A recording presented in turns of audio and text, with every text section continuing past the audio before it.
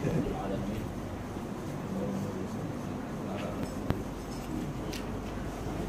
بسم الله الرحمن الرحيم. السلام عليكم ورحمة الله وبركاته. الحمد لله رب العالمين والعاقبة للمتقين ولا عدوان إلا على الظالمين. أشهد أن لا إله إلا الله وأشهد أن محمدا عبده ورسوله صلاة وسلاما متلازمين على حبيبنا وقدوتنا وأسواتنا النبي صلى الله عليه وسلم خاتم الأنبياء والمرسلين وعلى آله وأصحابه أجمعين. قال رب اشرح لي صدري ويسر لي أمري واحلل عقدة من لساني يفقهوا قولي. سبحانك لا علم لنا إلا ما علمتنا إنك أنت العليم الحكيم ولا حول ولا قوة إلا بالله العلي العظيم.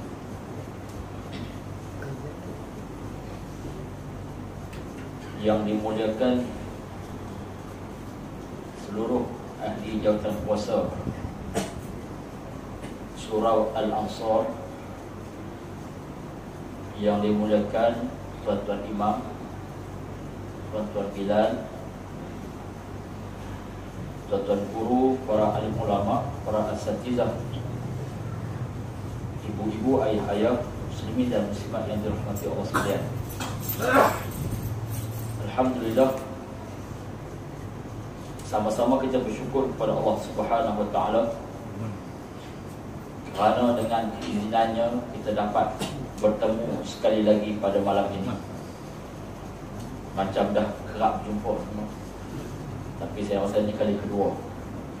Kali pertama dulu tak ingat lah bila tahu, boleh subuh sangat tu. Dan terima kasih kepada pihak surau, khususnya Tuan Haji Idris sendiri yang menjemput saya untuk tazkirah ataupun sikit perkongsian kita pada malam ini. Di samping kita menunaikan ibadah puasa di siang harinya, malamnya kita penuhkan dengan amal-amal ibadat, tarawihnya, witirnya, qiyamul lailnya. Dan kita sebenarnya jangan lupa akan berkongsi ilmu ataupun menuntut ilmu ini, kerana ilmu ini bukanlah tertangguh apabila masuk bulan Ramadan. Dan sepatutnya yang dianjurkan oleh ulama ialah kita makin memperbanyakkan mempelajari ilmu Allah Subhanahu Wa Taala. Dan sebenarnya nak belajar ilmu ni tak perlu lama-lama, walaupun kadang-kadang ada yang sampai sejam dan sebagainya. Tapi seperti yang disebut oleh Datuk Dr. Fadilah Kamsah, manusia ni dalam kajian orang-orang yang cerdik pandai ni, dia kata manusia ni paling lama dia boleh tumpu pun 20 minit. Boleh tumpu sikit lagi sampai terus 30 minit. Lebih daripada tu khayal. Ada merewang mata. Itu teringat sahur tu nak makan apa lah, macam-macam lah. Jadi kita ambillah sedikit masa ini, lebih kurang 20 minit. Sama-sama kita berkongsi lah apa yang terlintas dalam otak saya. Sebab Tuan Haji Idris mesej saya dalam keadaan saya kata drive, sangkut dalam jam pula tu. Saya pun gatal masuk pekan ke depan, saya pun tersilap masuk Bandar Kuala Lumpur. Sepatutnya selalu sampai dekat RNR Sungai Buloh tu, saya akan pergi ke kiri, pergi ke apa nama tu, ke Kota Damansara lah, nak ke Putrajaya. Sebab esok saya ada urusan di Cyberjaya, jadi saya terus ke sana. Tapi tak macam mana terikut GPS. Tu kadang-kadang GPS ni tak dipakai tu. Bawa saya masuk dalam pekan, habis je. Yang asalnya kalau time arrival ataupun estimate time arrival tu dalam pukul 6.40, saya sampai di Putrajaya tepat jam 7.45. Sejam delay macam kapal terbang. Lepas ni insaf dah. Kalau nak pergi Putrajaya tak lalu dah kot sini. Lalu kota Damansara. Dan tajuk tu agak berat semua. Dalam keadaan terkejut tengah-tengah drive, tengah jam, buka-buka mesej, Allah beratnya tajuk. Saya tu ingatkan benda lain nak cakap, tapi tak apalah. Permintaan tuan rumah, saya pun cubalah apa yang terlintas dalam otak saya akan bercakap, insyaAllah. Sekadar perkongsian yang tak seberapa. Jadi saya minta maaf siap-siap dulu tadi no. Jadi pun tak menepati cita rasa. Tuan-tuan boleh reject, saya tak ada masalah. Muslimin dan muslimat, ibu-ibu, ayah-ayah yang dimuliakan. Tajuk apa tadi lupa. Memperbaiki iman apa? Syahadah. Memperbaiki syahadah berkaitan dengan iman kita lah. Sebenarnya kalau nak memperbaharui iman senang nak jawab. Atau memperbaharui syahadah senang, mengucap je lah. Cumanya beza kita mengucap orang Islam ini La ilaha illallah Muhammadur Rasulullah. Itu mengucap orang Islam nak tajdid al-iman. Tapi kalau orang tu asyhadu an la ilaha illallah wa asyhadu anna Muhammadar Rasulullah, itu adalah syahadah orang yang nak masuk Islam. Kalau kita pun asyhadu an la ilaha illallah, salah ke? Tak tahu nak salah ke tidak. Tapi yang dianjurkan oleh Nabi, la ilaha illallah Muhammadar Rasulullah. Orang nak mati syahadah lain pula. La ilaha illallah sahaja. Tuan-tuan masih ingat tak tuan-tuan, kita dalam TV kalau dalam 80-an 90-an tu bila nak mati mengucap asyhadu alla ilaha illallah, dah dengar. Silap bilang kalau betul-betul berlaku, silap bilang tak sempat malaikat cabut nyawa mati dulu. Terkejut dengan orang nak talqin nama saya. Itu gurauan lah. Cumanya bila sebut syahadah ni berkait dengan iman. Iman kita kepada Allah Subhanahu Wa Taala dan iman kita kepada apa yang diperintahkan oleh Allah Taala. Mengapa perlu kita berhati-hati ataupun mengapa perlu kita ambil berat tentang iman ini? Apakah iman kita terlalu boyak sehingga kan kita terpaksa memperbetulkan dan memperbaharuinya setiap hari? Bila kita solat 5 waktu sehari semalam, bermaksud kita akan memperbaharui iman kita. Sebab itu kita disuruh solat 5 waktu sehari semalam dan ditambah dengan ibadah-ibadah ataupun solat-solat sunat yang lain. Mengapa perlu kita bimbang? Kerana Nabi SAW sendiri bimbang akan iman. Tuan-tuan jangan ingat Nabi ini walaupun Nabi SAW walaupun dia ahli syurga, hamba ataupun makhluk yang paling dicintai oleh Allah Subhanahu Wa Taala, paling dicintai oleh penduduk langit dan paling mulia atas dunia ini, jangan ingat bila dia macam tu punya level, Nabi SAW tidak bimbang akan iman. Tidak tahu. Bukti dia apa? Apakah bukti yang Nabi sendiri bimbang akan iman dia? Kita tengok satu persatu doa-doa yang Nabi SAW berdoa kepada Allah. Antaranya Nabi baca doa apa? Allahumma a'inna ala zikrika wa syukrika wa husni ibadatik. Nabi berdoa kepada Allah supaya Allah Ta'ala ingatkan dia agar bersyukur kepada Allah, agar sentiasa ingat kepada Allah. Nabi minta doa agar Allah Ta'ala ingatkan dia kepada Allah, suruh peringat kepada Allah. Macam tu sekali Nabi punya takut, dia lari ataupun dia lupa kepada Allah Subhanahu Wa Ta'ala sampai dia minta sendiri Allah ingatkan dia kepada Allah Ta'ala sendiri. Kemudian juga ada Nabi SAW berdoa kepada Allah, Allahumma inni a'udzubika minal kufri wal faqr. Bukan Allahumma inni a'udzubika minal khubuthi wal khaba'is, itu lain. Allahumma inni a'udzubika minal kufri wal faqr, yang kita baca dalam doa maksurat. Allahumma inni, ya Allah ya Tuhanku, a'udzubika, aku berlindung dengan Engkau, minal kufri, dan kekufuran, wal faqri, dan kefakiran. Tuan-tuan, Nabi sendiri berdoa kepada Allah agar dilindungi daripada kufur kepada Allah. Nabi pun bimbang dia tu kufur kepada Allah. Lain doa, ya muqallibal qulub sabbit qalbi ala dinik. Nabi berdoa, wahai Tuhan yang membolak-balikkan hati manusia, tetapkanlah hati aku ini taat kepada Engkau ya Allah. Ini semua doa-doa Nabi yang kita ambil dan kita cedok dan kita amalkan dalam solat dan harian kita. Kerana apa kita ambil? Kerana itulah doa Nabi. Dan doa Nabi ini Allah Ta'ala akan terima. Apa yang kita bacakan atau apa yang kita ucapkan dalam doa, apa yang Nabi sebut, insya-Allah akan dimakbulkan oleh Allah Subhanahu Wa Taala. Tuan-tuan perasan dan tidak kenapa Allah Ta'ala panjangkan umur tuan-tuan sehingga ke malam itu? Semuanya kerana apa? Kerana tuan-tuan tahun lepas tuan-tuan berdoa, ya Allah aku panjangkanlah umur aku agar bertemu Ramadan pada tahun depan. Kira lupa bila lupa dah. Tuan-tuan saya yakin tuan-tuan dan puan-puan sekalian semua berdoa tahun lepas. Setiap tahun berulang. Kita dah baca doa hari ini, kita doa, ya Allah panjangkanlah umur aku untuk bertemu Ramadan pada tahun depan. Apa doa Nabi? Allahumma barikna, Allahumma barik fi Rajab wa Sya'ban wa balighna Ramadan. Ini doa Nabi. Berkatilah kami di bulan Rajab, bulan Sya'ban, dan sampaikanlah kami bulan Ramadan.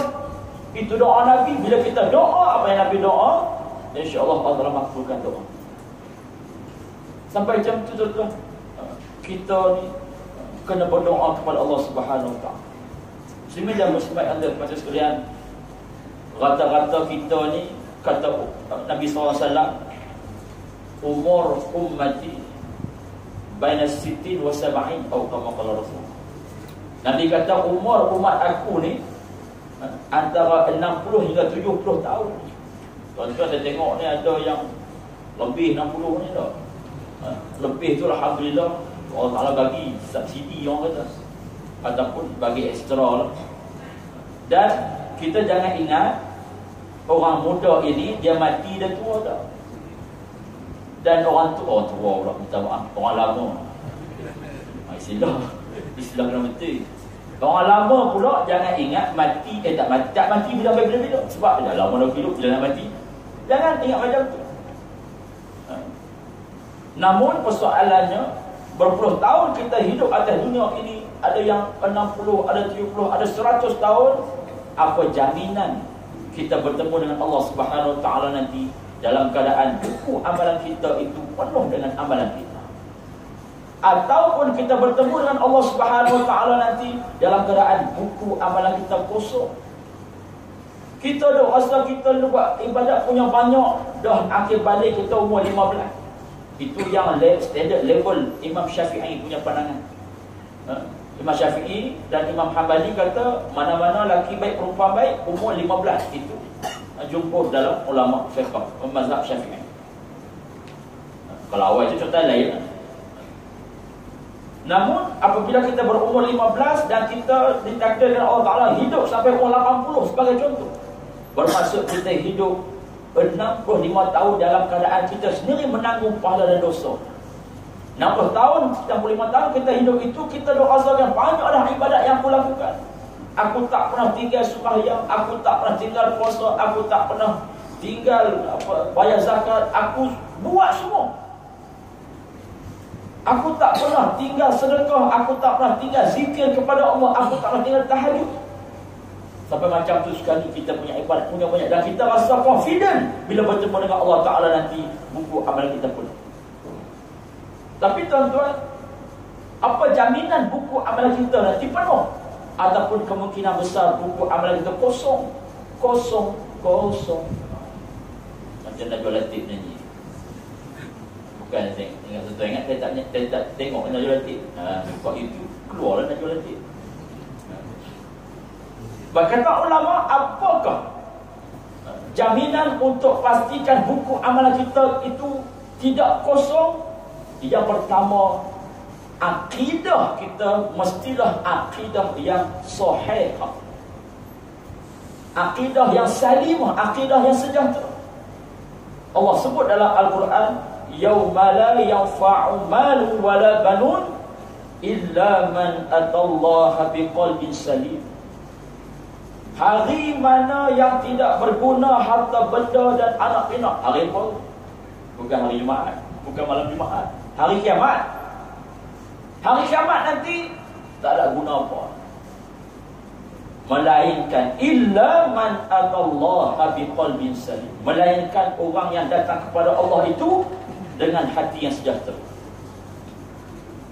Kita rujuk dalam tafsir Ibn Katsir rahimahullah. Ibn Katsir menukilkan kata-kata ulama-ulama. Yang dimaksudkan dengan hati sejahtera itu ialah akidah yang sahih, akidah yang tulen, tidak terpengaruh dengan unsur-unsur syirik dan khurafat kepada Allah Subhanahu Wa Taala. Itulah tunjang ataupun perkara dasar yang utama untuk memastikan ibadah kita, amalan kita dan tertib dalam hukum amalan kita nanti tidak terpadam oleh Allah Subhanahu Wa Taala.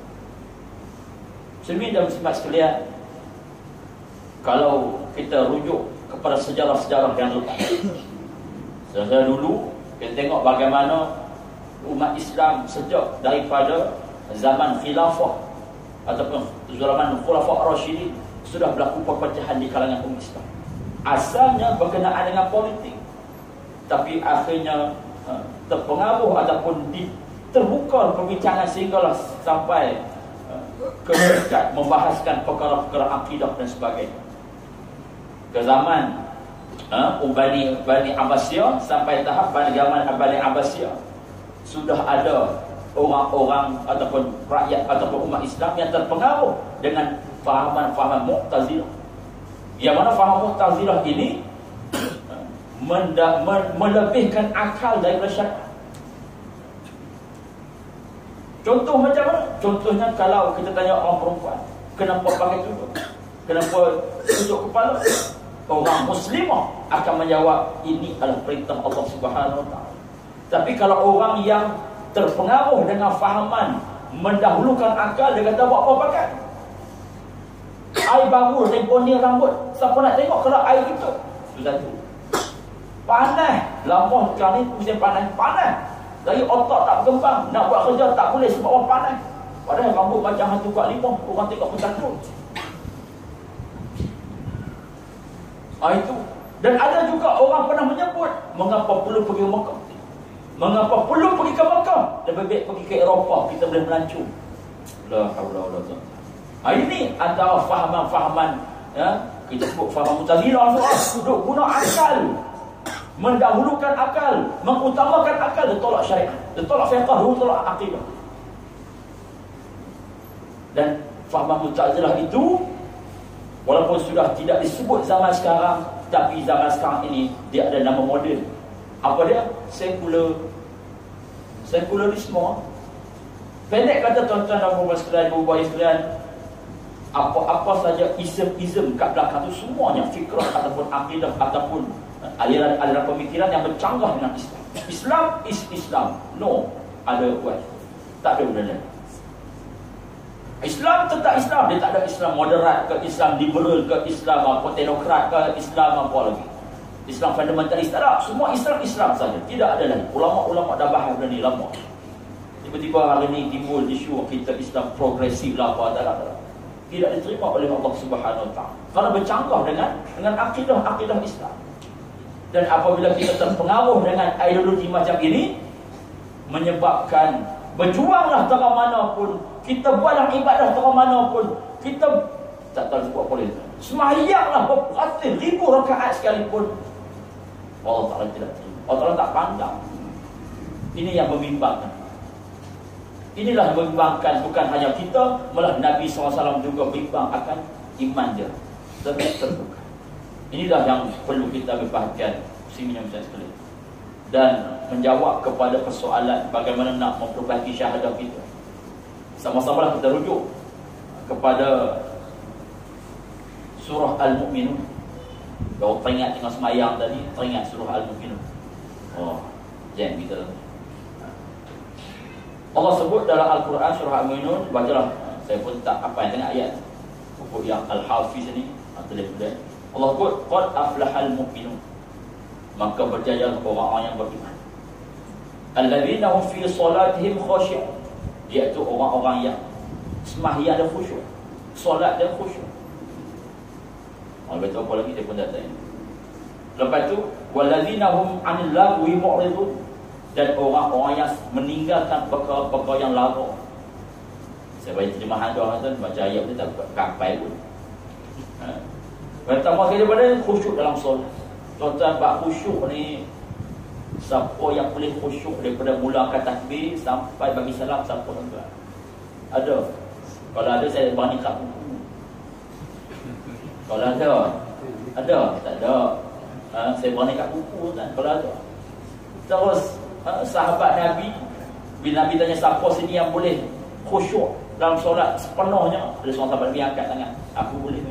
Nabi kata nak bagi hadiah kepada orang yang boleh. Dia pun main yang lah minit dah nak bagi salam lah, baru tanya tak ada khusyuk juga.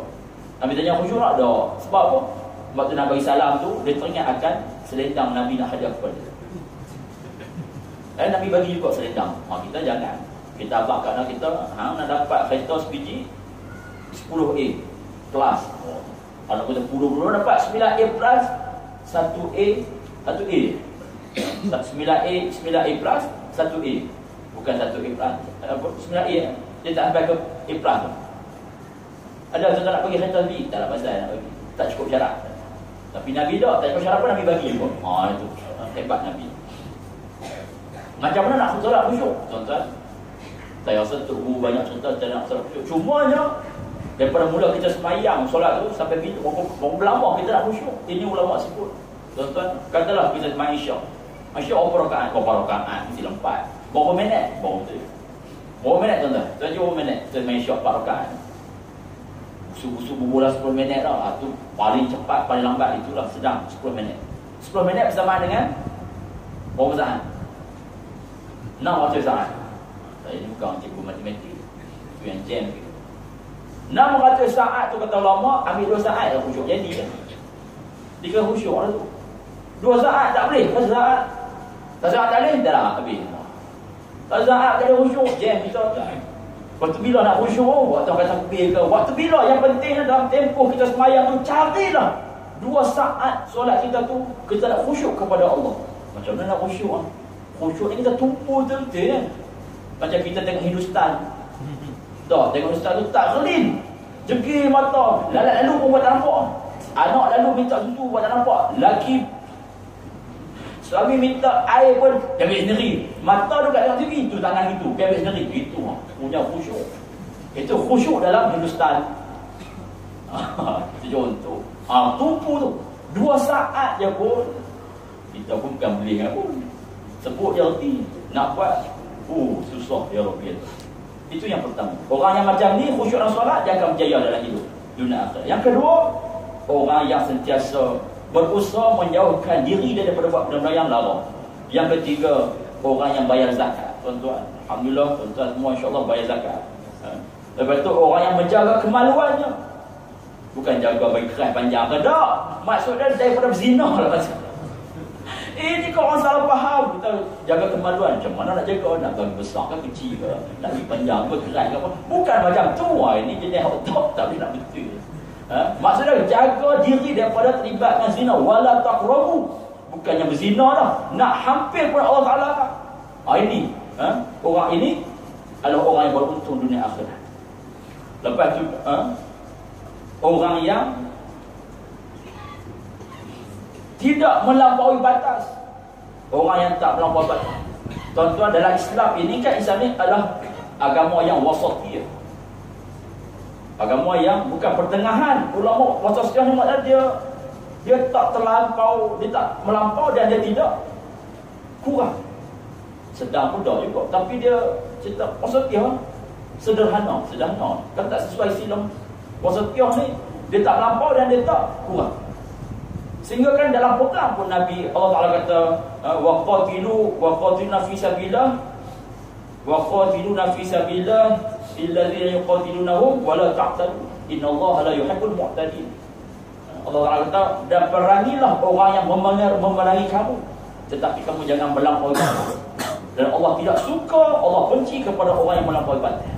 Dan kita tuan-tuan, bukan hanya dalam perang tak boleh melampaui batas, bukan hanya dalam pergaulan tak boleh melampaui batas, hatta dalam ibadat pun tak boleh melampaui batas. Kita pulun solat sampai tinggal anak isteri di rumah. Kita pulun baca Quran sampai kita tak sembahyang. Ada tuan-tuan. Dia kira berzikir dia Allah menari.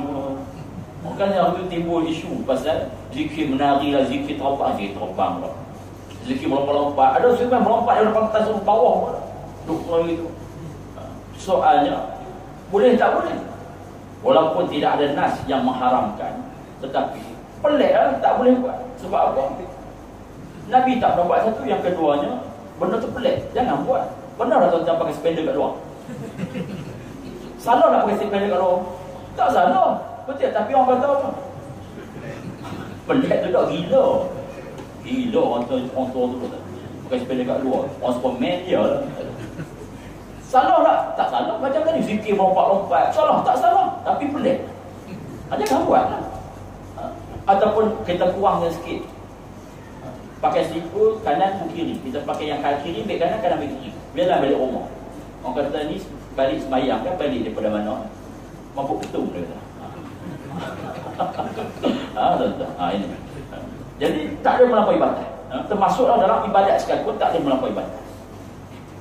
Lepas tu orang yang memelihara amanah, diberikan amanah, diberikan tanggungjawab, dia amanah. Itu orang yang berjaya. Dan yang terakhirnya orang yang memelihara solat. Memelihara solat ni antara yang disebut oleh ulama, as-salatu ala waqtiha. Nabi sebut as-salatu ala waqtiha, ala miqatiha, kata Nabi. Solat yang di awal waktu. Itu tanda-tanda orang yang memelihara solat dan orang yang berjaya dunia dan akhirat, insya-Allah. Tuan-tuan dan puan sekalian, jadilah sekadar itu tazkirah ke apa lah, perkongsian lah dari saya dengan tuan-tuan sekalian. Itu dah terlintas otak saya. Minta maaf saya terlintas itu. Saya berdalai tapi dah diminta untuk berdalai, kita ikutlah tuan rumah. Saya mohon ampun dan maaf kalau terkesan bahasa. Untuk akhirnya tuan-tuan dan sekalian, saya hadir ni juga ada membawa hajat lah. Bawa hajat untuk melancarkan kutipan sumbangan untuk tabung kebajikan rakyat miskin, fakir, ibu tunggal, anak yatim dan juga kerja-kerja dakwah ini melalui NGO nama dia Muslim Brothers. Orang putih daripada, kalau Arabnya Ikhwan Muslimun. Itu Dan saya bawa lah dia punya brosur ni. Penasihat kepada Muslim Brothers ni adalah Datuk Saleh Haji Ahmad, bekas pensyarah Muslim Melayu. Sekarang ni dia pensyarah juga katanya. Dan yang mana yang tak buat duit tu tak ada masalah lah. Mana tuan-tuan rupan boleh bank in dalam akaun. Saya tinggal sini lah untuk tuan-tuan semua. Dan sebenarnya tabung ini memang untuk kebajikan masyarakat di tempat saya lah, di Semanggul, Bagan Serai. Baru-baru ni sebelum tengah cuti sekolah tu, minggu kedua cuti sekolah. Kalau cuti sekolah ni orang pergi berjalan cuti dah. Saya dengan kawan-kawan saya cuti di hospital. Sebab anak dengan isteri saya nombor 2 tu masuk hospital. Isteri nombor 2 pula. Betul nombor 2. Bini hak semua sihat, nombor 2 tu tak bersihat. Masuk hospital dengan anak sekali masuk hospital. Jadi waktu kat hospital tu dah nak buka sekolah lah. Ribut di Bagan Serai tempat saya tu. Dua bencana alam yang kerap lah. Yang pertamanya ribut, bukan ribut, tauf ni puting beliung. Ributnya biasa lah, ni puting beliung. Yang keduanya banjir. Banjir paling teruk yang berlaku bulan 12 baru ni. Bukan hanya di Kelantan, di tempat saya pun kena juga. Hampir 300 keluarga kena. Walaupun kecil tapi dalam kawasan kampung tu teruk lah. Tempat itu semuanya ramai jenis orang yang susah-susah. Puting beliung yang berlaku di Bagan Serai Semanggul ni memang kerap berlaku. Yang paling sadisnya 30 buah rumah, hampir 30 buah rumah terbang. Bukan bumbung terbang, habis runtuh, ada pokok timpa pun. Sampai masa sebelum buka sekolah pergi ziarah, memang tengok keadaan kesian lah. Pokok tumbang sebagainya. Lepas tu dah nak repair rumah pun tak ada duit. Bukan tak ada duit, tak cukup duit, terpaksa sewa pula rumah orang dulu. Mereka ini semuanya orang Melayu Islam.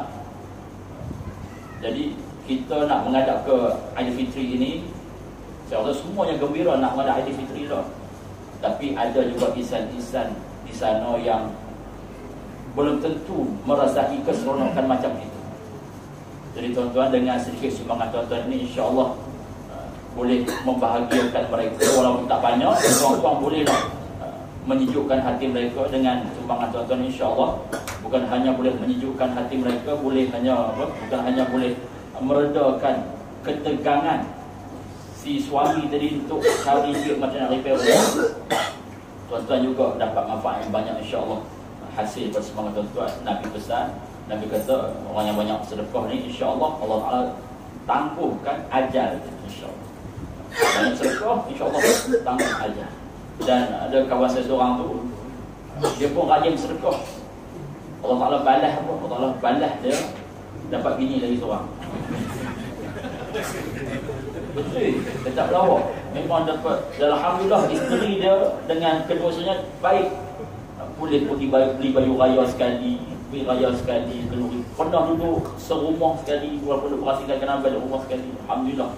Semua itu adalah sebab. Tapi jangan tuan niat sedekah nak menikah orang lagi, apa salahnya kan? Terpulang lah. Yang penting kita ikhlaskan Allah Subhanahu Taala. Itu rezeki Allah Taala. Rezeki Allah Taala bagi dengan sebab dia banyak sedekah tadi. Saya mohon aku maaf kalau terkasar bahasa, bergurau terlebih, melampau batas, minta maaf banyak-banyak. Mudah-mudahan Ramadan kita pada tahun ini lebih baik daripada tahun yang lepas, dan kita berdoa agar Allah SWT memanjangkan umur kita untuk berterima Ramadan pada tahun depan, insya-Allah. Aku qauli hadza wa astaghfirullahal azim li wa lakum.